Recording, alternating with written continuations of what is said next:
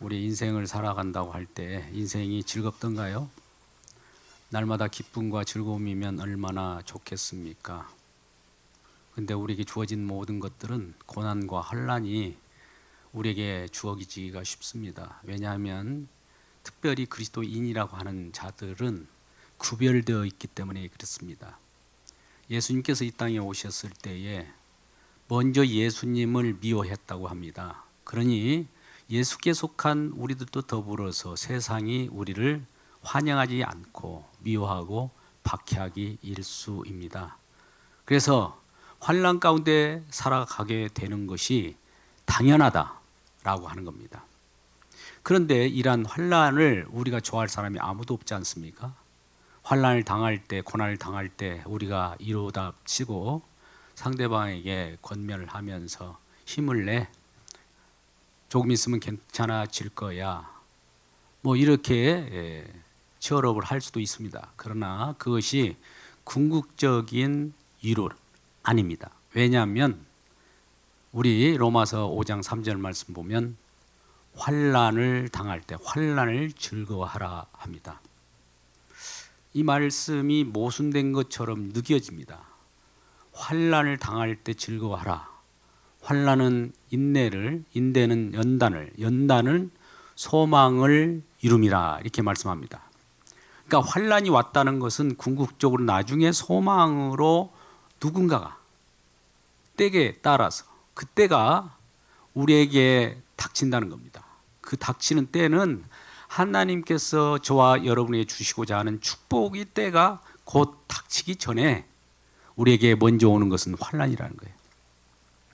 환난을 당할 때 내가 무슨 문제가 있어서 이런 환난을 당하나?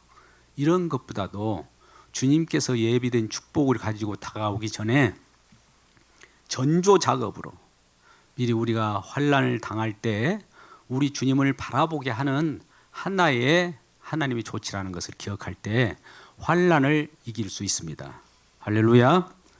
우리가 고난을 좋아할 일도 없고 환난을 우리가 즐거워할 수가 없지만은 하나님께서는 즐거워할 수 있는 여건을 뒤에다가 분명히 놓고 그걸 기다리라고 하는 겁니다. 그러니까 우리가 고난이나 환난이 올 때 이걸 극복할 문제가 아니라 환난과 고난은 인내해야 할 문제입니다. 환난과 고난이 올 때 인내하면 인내 뒤에 분명히 하나님께서 예비된 축복으로 우리에게 다가오는 때가 있다는 거예요.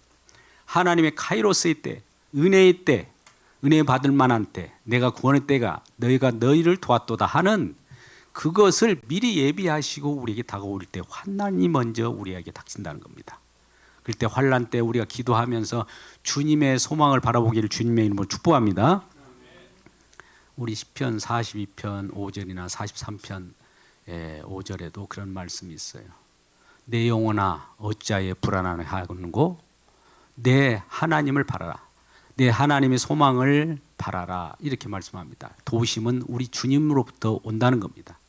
그러니까 환난을 당할 때는 이 땅에 우리가 땅에 머물러 있고 바라보는 것이 주님이 아니라 세상을 바라볼 때 이제 주님을 바라보라는 거예요. 주님이 어떤 일을 해 주셔서 우리에게 주실 것이니까 그 소망을 바라보라고 하면서 우리들에게 주변에 여러 환경을 만드시는 작업이 환난이고 고난이라고 하는 것이죠.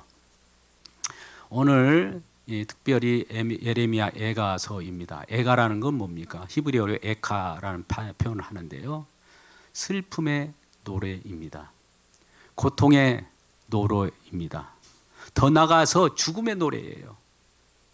근데 특별히 우리 예레미야 애가가 5장까지 있습니다. 그런데 특별히 오늘 3장을 보고 있습니다만 1장, 2장, 4장, 5장이 22절로 되어 있어요. 22절이 뭡니까? 히브리 알파벳이 12개입니다. 그러니까 히브리 알파벳 순서로 해서 1장, 2장, 4장, 5장이 양쪽으로 받쳐주고 있고 그 알맹이에 3장이 66절까지 있습니다. 22절이 3배 정도 되어 있는데 그 속에는 하나님이 우리에게 무엇인가 소통하고자 하는 내용이 들어있는 거예요. 예레미야를 통해서 고통의 소리 속에서 무엇인가 주어지는 그러한 메시지가 있다라는 것이죠. 우리는 이러한 주님의 메시지가 어떻게 들려오는가, 특별히 고통과 환난 속에 기도할 때 하늘의 세계가 우리들의 마음 가운데 심하게 더욱 확실하게 들려진다는 이 사실을 기억하고 환난이 있을 때 기도하는 우리 모두가 되기를 주님의 이름으로 축복합니다. 이 예레미야가 처한 상황을 봅시다. 지금 이스라엘, 유다 나라가 있습니다. 남유다라고 하는 이스라엘 백성들이 북하고 남하고 이렇게 갈려져 있지 않습니까? 북은 이미 아수르에 의해서 회파되었고 남유다마저 이제 이웃 강국이라고 하는 하나님을 알지 못하는 이방인들로 하여금 지금 예루살렘 지역이 포위되어 있습니다. 예루살렘이 포위되어 있는 상황 속에서 2년이 지체됩니다. 주전 588년 정도 되죠.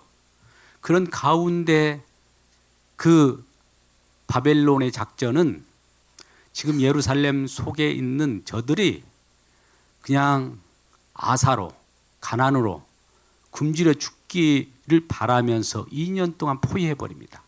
그러니까 그 안에서 어떤 일이 벌어질까요? 우리가 먹을 양식도 어느 정도 비축해 놓으면 그러한 먹을 양식을 먹을 수 있는 그 한계점에 도달할 때 어떤 일이 벌어질까요? 이제 서로를 죽이고 서로를 뜯어먹게 되죠. 좀 그런 일이 벌어지면서 그 항전을 하는 그 이스라엘 백성들입니다. 더욱이 예레미야는 곧 이스라엘 백성들이 유다가 바벨론의 포로로 끌려가게 된다라고 하는 예언을 했어요. 그는 영원히 하나님 여호와께서 예레미야더러 말씀하게 하는 내용이거든요. 예레미야 무슨 죄가 있습니까? 선지자로 역할만 하는 거예요. 여호와 하나님이 말하라는 거예요. 곧 이스라엘 백성들 너희는 바벨론의 포로로 끌려가게 되고 그 속에서 고난을 당한다는 것을 말하게 합니다. 그러니까 이스라엘 백성들이 그걸 좋아하겠습니까? 심지어 그 유다 왕인 시드기야가 마지막 왕인데 이란 쓴소리를 하는 예레미야를 그 뜰에 가둬버립니다. 경비대 있는 곳에다 가둬놓고 다시는 그런 말을 못하도록 하는 거예요.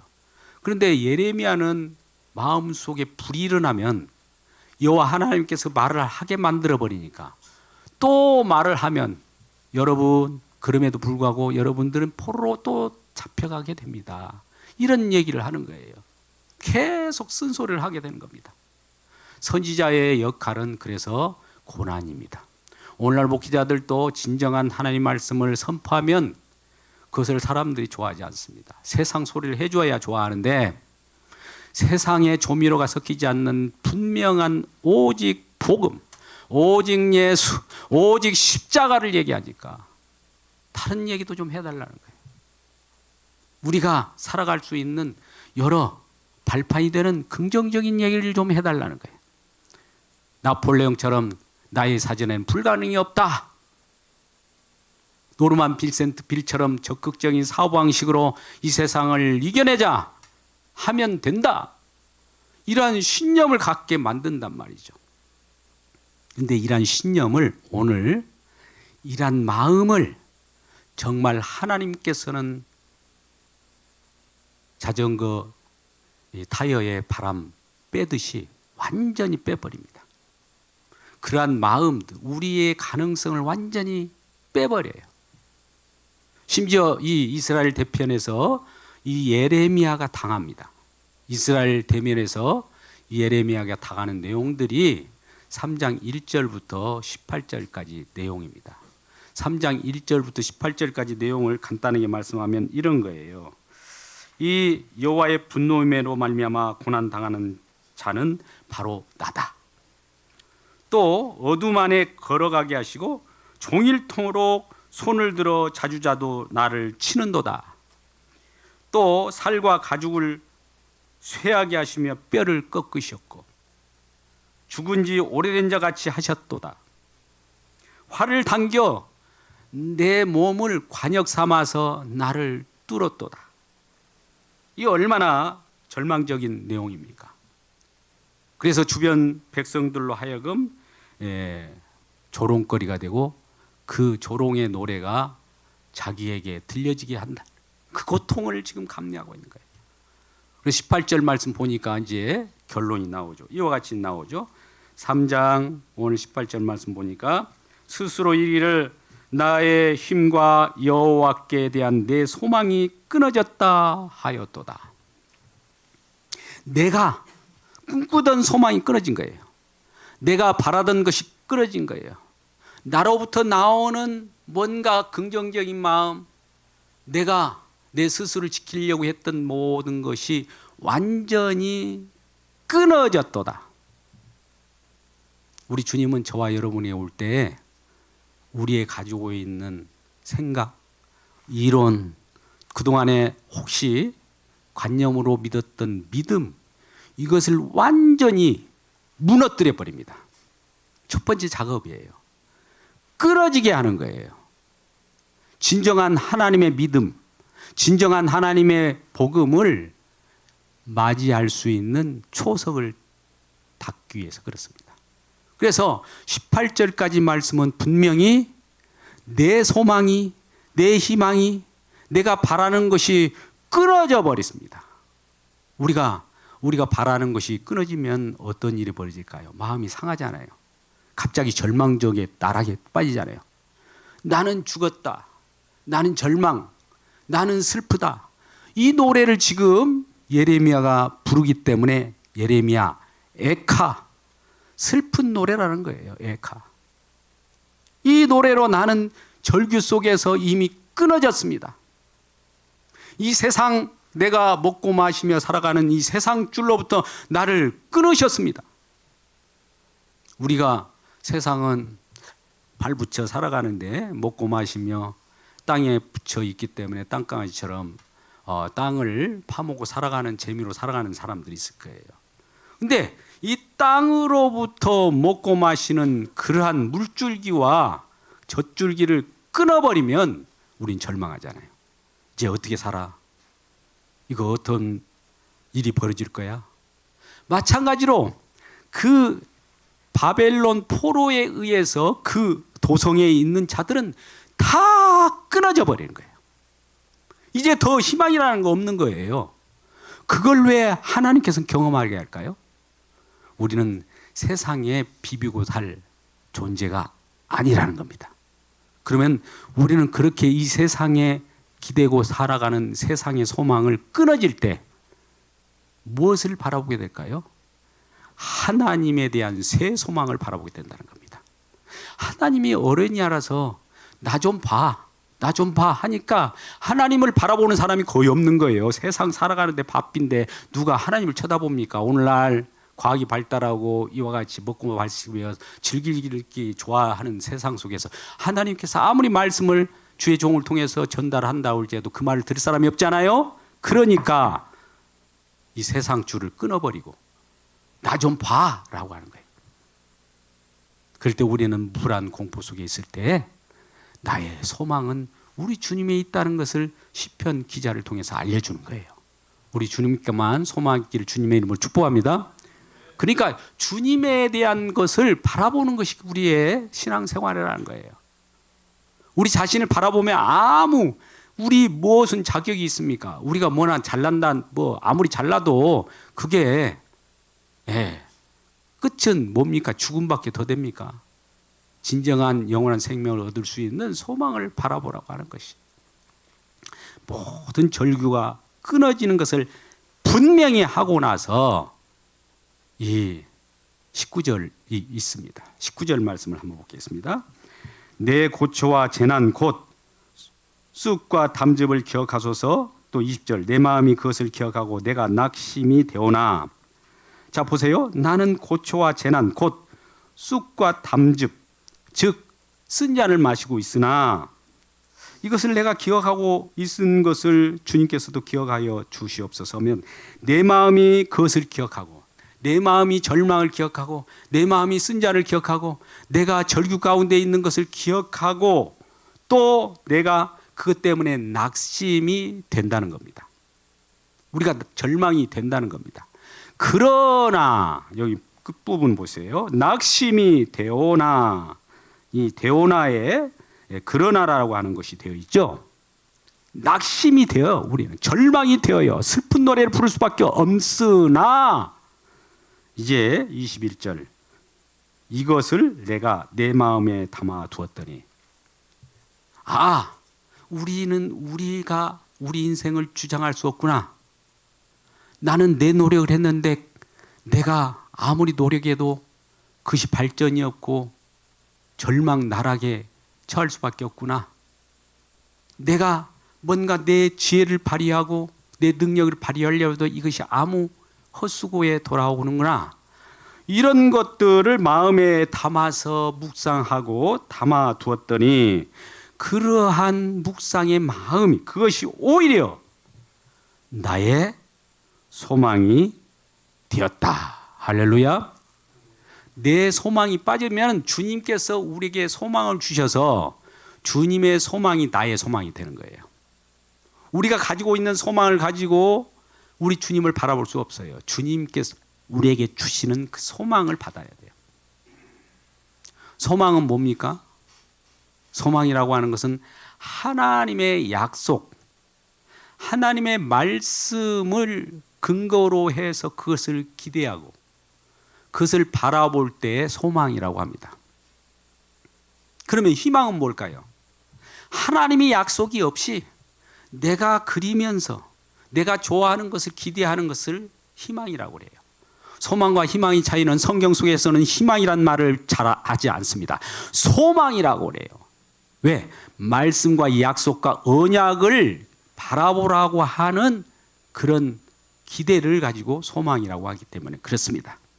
그렇다면 우리는 로마서 8장 24절 같은 말씀 가운데 보면 소망으로 말미암아 우리가 구원을 얻었다. 이런 말씀을 해요. 우리는 이런 말씀을 들었을 거예요. 믿음으로 구원을 얻는 건데 어떻게 소망으로 구원을 얻었을까? 약속이라고 하는 그 약속의 실체가 소망으로 우리에게 바라보는 그 내용이라면 그 소망의 내용이 우리 마음 가운데 들어왔을 때 믿음이라고 하는 거예요. 그러니까 소망은 믿음의 미래형이에요. 그러니까 믿음이나 소망이나 같은 겁니다. 우리가 과거형, 현재형, 미래형으로 나타날 때 소망이라고 하는 것은 믿음 그 자체인데 믿음 속에는 하나님의 약속이 들어있어요. 약속이 없는 믿음은 안고 없는 찐빵입니다. 그 약속, 하나님의 약속, 뭔가 저와 여러분을 위하여 약속한 내용이 성경 말씀이라 이거예요. 내가 생명을 주겠다고 하는 약속, 내가 너와 언약을 맺어서 나는 너의 하나님이 되고 나는 너의 백성이 돼, 너희는 나의 백성이 되겠다. 이런 약속을 하셨어요. 이 약속을 기대하는 것이 우리의 소망이 되기를 주님의 이름으로 축복합니다. 그래서 결과적으로 이러한 소망을 안고 이제 새로운 반전이 일어나는데 내가 절규하고 낙심되었으나 21절 이것을 내 마음에 담아 두었더니 그것이 오히려 나의 소망이 되었습니다 라고 하는 거예요. 그러면서 이 소망이 더 이어나가면서 22절에 여호와의 인자와 긍휼이 무궁하심으로 우리가 진멸되지 아니하니이다. 이스라엘 백성들이 그럼에도 불구하고 다 포로로 잡혀가고 또 남은 자가 좀 있고 또 남은 자가 또 다시 돌아옵니다. 그러한 조그만한 그루터기와 같은 이 작은 남은 자가 생겼다는 이 자체는 다 진멸해도 다 멸망해도 우리는 할 말이 없는데 그럼에도 불구하고 남겼다는 것은 하나님께서 그걸 소망으로 삼게 하는 겁니다. 우리가 죄를 지었잖아요. 죄의 삭은 사망이죠. 그러면 우리는 멸망당하고 지금 당장 죽여도 우리는 할 말이 없습니다. 그런데도 불구하고 우리가 지금 살아있다는 것은 뭡니까? 하나님께서 긍휼과 인자하심이 크시기라는 것이죠. 하나님의 긍휼하심과 하나님의 인자가 무궁하시기 때문에 죽여서 없앤 수도 있는데도 불구하고 남은 자로 지금 우리가 살아있는 거예요. 그러지 않습니까? 하나님은 심판하시면 그 진노를 바라시고 우리를 죽일 수 있어요. 근데 지금 남겨둔 것은 그럼에도 불구하고 하나님은 긍휼과 자비가 무궁하시도다. 하나님의 성품, 하나님의 마음을 나타내는 것이죠. 우리가 긴밀하지 아니한 것은 인자와 궁일이 무궁하신 것이기 때문이다 하면서 23절에 이것들이 아침마다 새로우니 주의 성실함이심이 크시도소이다. 이것들이 아침마다 새롭다는 것은 밤이 있으면 아침이라는 것이 있죠. 그냥 아침이라는 건 그냥 아침입니까? 아니면 밤이 있고 아침이 있는 겁니까? 오늘날 사시사철 봄, 여름, 가을도 돌아가고 아침과 낮 이걸 주관할 때 우리가 해달별 이런 주야가 이렇게 돌아가는 것도 하나님의 은혜예요. 이걸 통해서 밤이 어둠이 우리에게 엄습온다 할지라도 새벽 미명부터 빛이 나타나는 거예요. 그러니까 우리 잠시 고난이 있다 할지라도 빛이 곧 우리에게 비칠 것을 바라보고 인내하라는 거예요. 날마다 우리는 어둠입니까? 아니에요. 어둠 속에서 빛이 어둠 속에서 더욱 큰 어둠이 있으면 더욱 큰 빛으로 우리에게 나타나신다 이거죠. 그것이 우리에게 하나님께서 저와 여러분에게 인생을 살아갈 때 어둠과 빛, 어둠과 빛 이것을 계속 반복해 주신다는 거예요. 우리는 사무엘상 한나의 기도를 들어보면 알아요.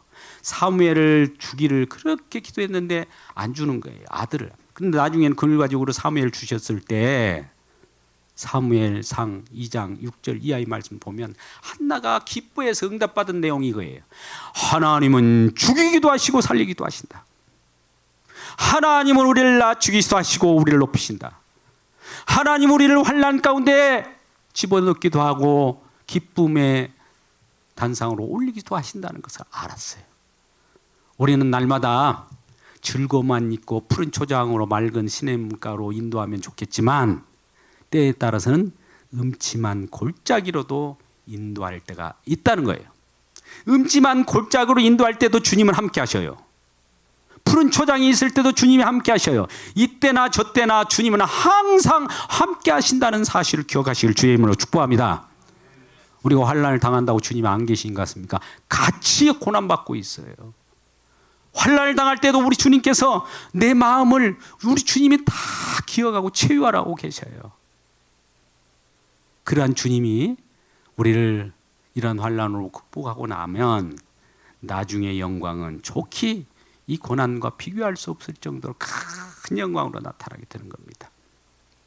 그래서 우리 주님은 날마다 쉬지 않고 일하시는 분이에요. 어떻게 일하느냐? 낮과 밤, 낮과 밤, 낮과 밤. 어둠과 빛, 어둠과 빛, 어둠과 빛.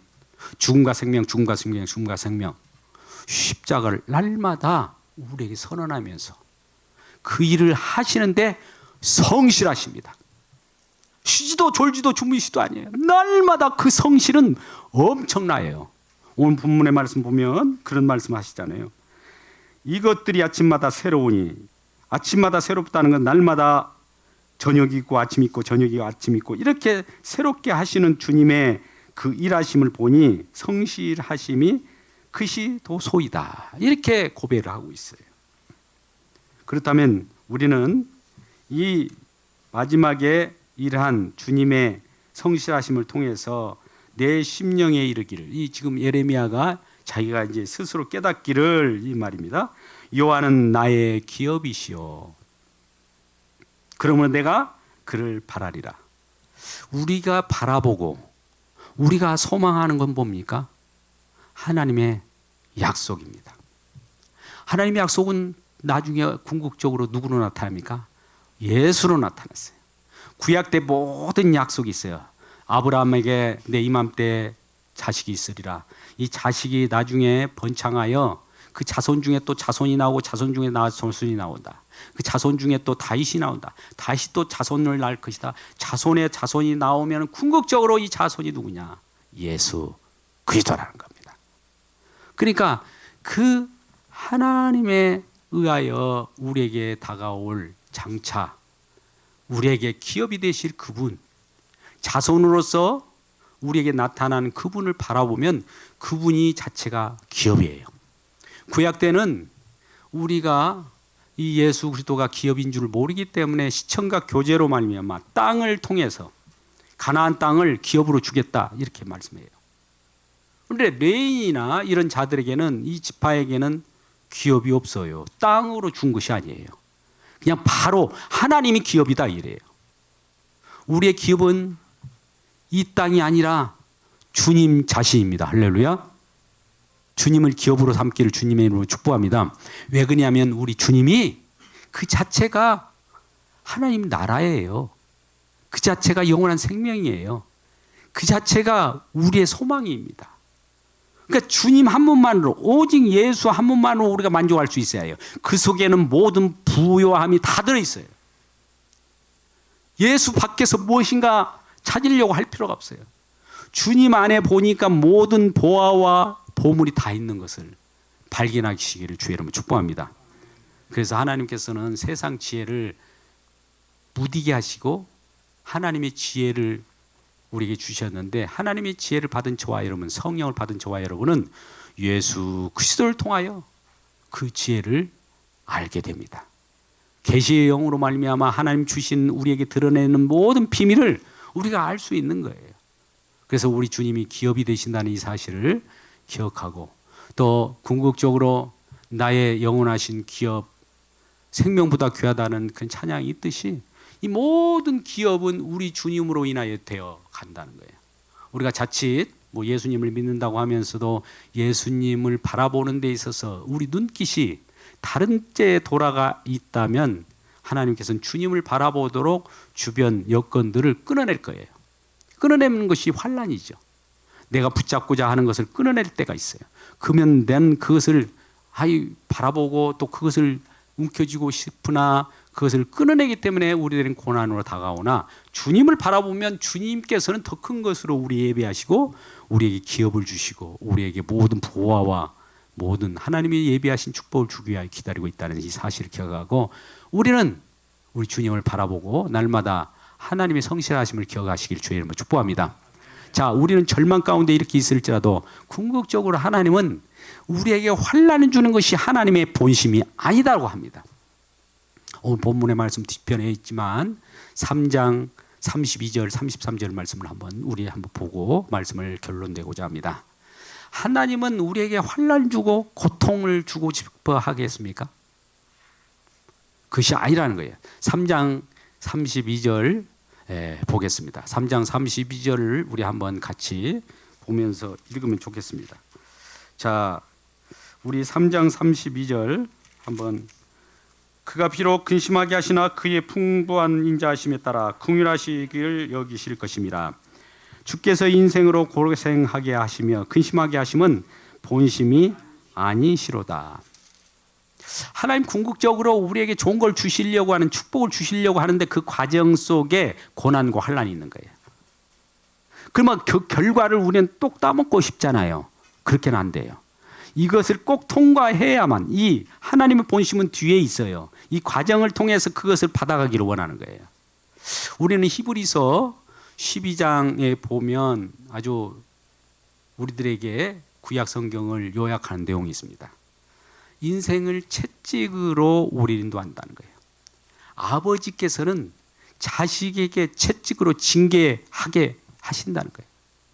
이 징계하시는 이유는 하나님의 친아들이기 때문에, 친아들에게는 징계가 따른다는 거예요. 채찍으로 인도한다는 거예요. 채찍을 맞을 때에는 우리에게는 고통이 있을지라도 그것을 통해서 하나님의, 우리가 절망할 때마다 하나님의 소망을 바라보게 되는 거예요. 자, 말씀은 결론을 맺습니다. 오늘 예레미야가 말하는 것은 누구를 지금 표현하고 있을까요? 여러분, 성경 말씀은 누구에 대한 얘기입니까? 예수님에 대한 얘기예요. 예수님께서 모진 고초, 환난, 고통, 심지어 죽기까지 하나님과 하나였는데 하나님과 떨어져 결별되며 떠밀려서 세상에 내려왔습니다. 죽임을 당했습니다. 어찌하여 나를 버리셨나이까? 완전히 그 버림은 완벽한 버림이에요. 완전한 죽음이에요. 죽은 척 죽을랑 말랑 할 때 끌어올리는 하나님이 아니셨어요. 분명히 죽이셨어요. 분명히 십자가에 완전히 진멸당했단 말입니다. 왜요? 저와 여러분의 고통과 저와 여러분의 죄로 인하여 우리가 슬픔을 당하는 이것을 친히 감당하셨어요. 그 고통이에요. 절망 가운데 그러한 모든 나락의 최고로 낮은 곳까지 우리 주님이 절망의 절규를 부를 때 주여 어찌하여 나를 버리셨나이까? 이 쓴 잔을 내게서 피켜갈 수 없습니까? 이런 고통의 마음을 예수님께서 겪으시고 우리를 대신해서 쓴 잔을 받으시고 그러한 가장 낮은 절규 속에 있을 때 우리 주님은, 우리 하나님은 그를 최고로 높여버렸어요. 주와 그리스도가 되게 했어요. 이제는 하나님 아버지는 예수를 통하여만 말합니다. 예수를 으뜸으로 세상 만물 가운데 최고봉우리 되게 하셨다는 이 사실을 기억하고 저도, 저와 여러분도 예수님과 함께 이런 절규와 절망의 나라까지 떨어져 있었다 할지라도 그 속에서 주님께서는 가장 높으신 분으로 등극해서 왕노릇하듯이 저와 여러분도 우리 주님의 보좌 옆에서 24 상노틀처럼 높임을 받고 왕노릇하는 자들이 되어버리는 거예요. 이것이 소망으로 우리에게 주어진 겁니다. 할렐루야. 이 소망으로 기뻐하시는 모두가 되기를 주님의 이름으로 축복합니다. 기도하겠습니다. 아버지 하나님, 하나님이 우리에게 주신 놀라운 사랑을 우리가 기억합니다. 어떻게 우리를 환난을 즐거워하라고 합니까? 우리는 그 말씀이 받아들이지 않았지만 예수 그리스도를 통하여 하나님의 그 절규와 하나님의 떠밀림과 하나님의 죽으심을 통해서 말씀을 보니 과연 우리가 진멸되어야 하나 멸망되어야 하나 우리를 살리시고 다시 의인으로 만들어 주셨고 의의 길로 인도하게 하시는 우리 주님의 은혜에 감사를 드립니다. 언제나 우리 주님은 긍휼과 자비가 무궁하시고 풍성하십니다. 이런 놀라운 사랑, 우리 주님의 성품이 우리에게 임하여 우리가 새롭게 되어 새 소망을 갖게 하여 싸우니 주님이 주시는 소망을 바라보고 승리하는 우리 하나교회 모든 성도들 되게 하여 주시옵소서. 예수님의 이름으로 기도드리옵나이다. 아멘.